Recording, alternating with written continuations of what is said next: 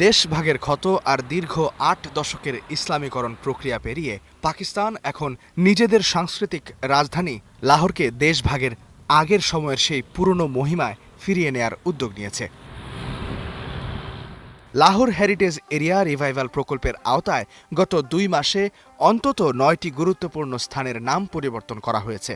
যেমন ইতিমধ্যেই সরকারি নথিতে ইসলামপুরার নাম বদলে হয়েছে কৃষ্ণানগর এবং রেহমানগলির নাম এখন থেকে রামগুলি।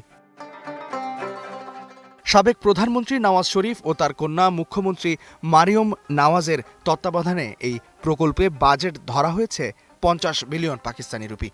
এর লক্ষ্য মূলত দীর্ঘদিনের অযত্ন আর আদর্শিক পরিবর্তনের আড়ালে হারিয়ে যাওয়া লাহোরের স্থাপত্য ও সাংস্কৃতিক শিকড় পুনরুদ্ধার করা।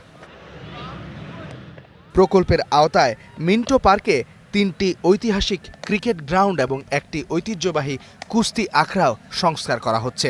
উল্লেখ্য, ২০১৫ সালে বর্তমান প্রধানমন্ত্রী শাহবাজ শরীফ মুখ্যমন্ত্রী থাকাকালীন নগর উন্নয়নের দোহাই দিয়েই এই ঐতিহাসিক স্থাপনাগুলো গুঁড়িয়ে দিয়েছিলেন।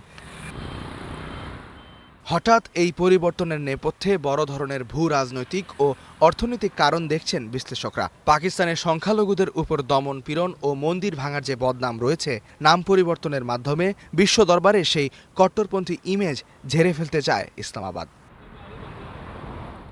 বিশেষ করে আন্তর্জাতিক সংস্থাগুলোর কঠোর নিষেধাজ্ঞা এড়াতে পাকিস্তান এখন নিজেদের একটি সহনশীল, অন্তর্ভুক্তিমূলক এবং উদার রাষ্ট্র হিসেবে পরিচিত করার মরিয়া চেষ্টা চালাচ্ছে।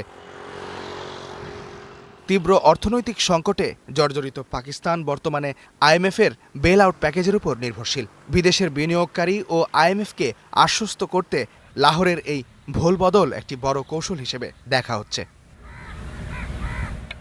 ইস্তেহাদুল মাহমুদ, স্টার নিউজ।